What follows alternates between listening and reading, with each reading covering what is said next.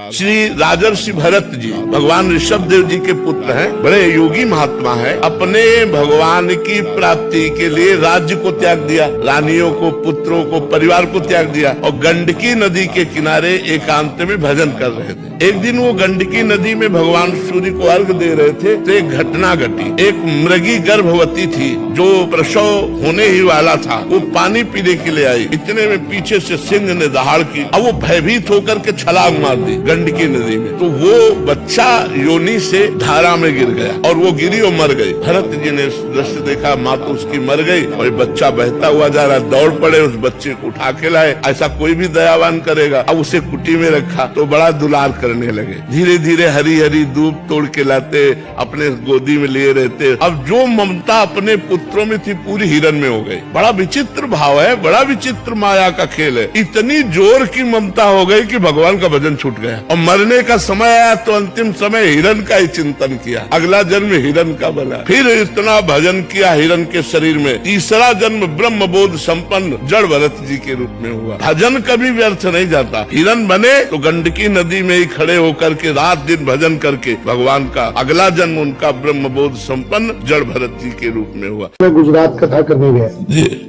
तो स्वामी जी ने पूछा कि आप दक्षिणा क्या लेंगे। मैंने कहा कथा तो हो गई, अब जो देना है दे दो। बोले नहीं नहीं, जो आप देंगे वही, जो आप कहेंगे वही दे देंगे। मैं कहा मैं पहली बार आया हूँ, मुझे द्वारिका जी भेज दो, मेरे साथ 5 महात्मा है।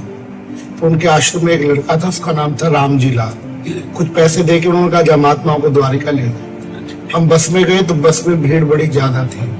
हम तो चढ़ गए, वो लड़का जिसके पास पैसे थे वो नीचे रहे। बस चल पड़ी तो हम घबराए, क्या होगा।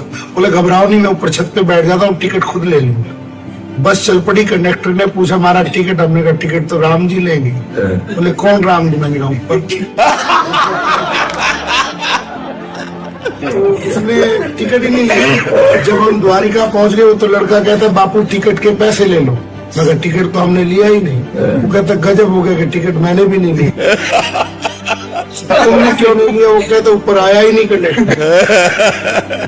उसने पूछा आप तो अंदर बैठे तो आप कैसे पहुंच गए। आपसे तो टिकट पूछा होगा। मगर पूछा था, मैंने बोल दिया टिकट राम जी लेंगे। कौन बोले ऊपर। वो साधु आत्मा है भगवान। वो तो असली भगवान राम समझ गया। मैं अपनी गद्दी से उठा और उस लड़के के पाँव छू ली। उसने कहा महाराज मैं तो नौकर हूँ, मेरे पाँव क्यों छू रहे हो। मैं कहा तुमने ज्ञान करा दिया कि जब नकली राम का नाम द्वारिका पहुँचा सकता है, असली का नाम तो पहुँचा ही देगा। बिल्कुल बिल्कुल, बहुत सुंदर बहुत सुंदर। जब हम मांग के खाते थे आराम से पड़े बिना बिजली के, तब शांति थी। या आज हम सोफा में बैठे हैं, गाड़ी में चलते हैं।